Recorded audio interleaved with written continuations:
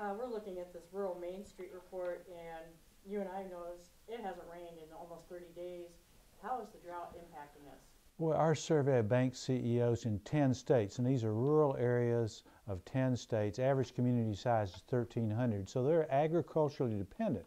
And this drought is, I would say, melted the economic index for the month of July. In fact, it's below growth neutral to its lowest level in 2 years, and that, of course, is significant. This economy is being very negatively affected by the drought, and we're going to see that show up in food processing industry as they have to pay more for their inputs.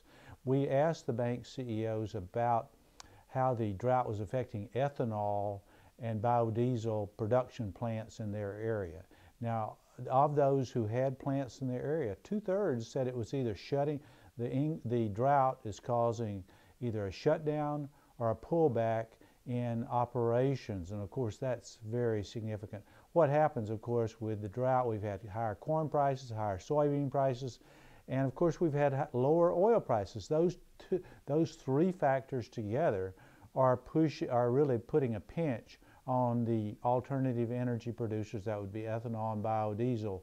So that was another signal. It's not just the farm sector. It's industries, companies, individuals, families that are connected to the farm sector. So it was a pretty, I won't say grim report. It's not the return to the Dust Bowl era of the 30s, but it was not good.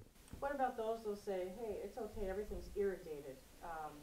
That's not quite true. Well, that's not true, and in Nebraska, where you do have a good deal of irrigation, but that's only for row crops. If you're talking about pasture, what about pasture? Pastures aren't irrigated either, even in Nebraska. Outside Nebraska, we're talking about not much irrigation.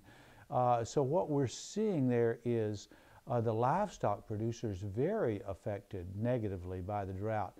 The livestock producers paying more for corn, more to feed the animals of the animals that's required to be fed, and of course the hay is not.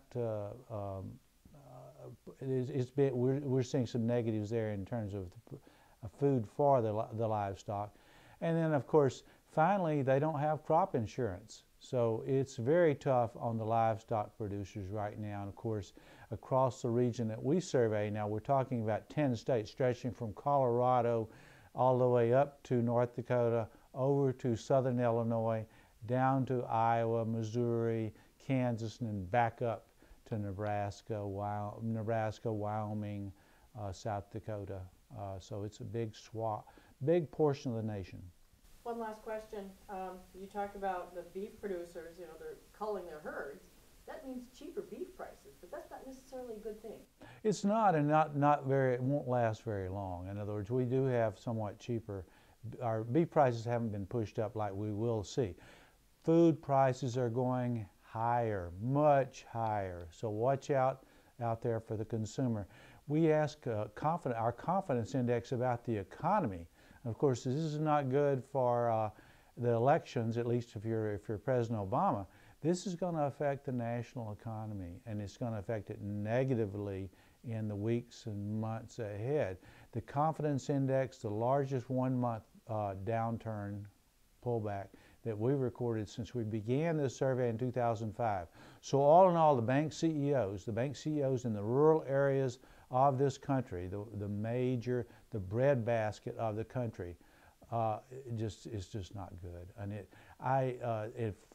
I'm certainly no weather forecaster. Economic soothsayer is what we call it. It doesn't look good ahead. The climatologists, the weather forecasters say no rain in sight.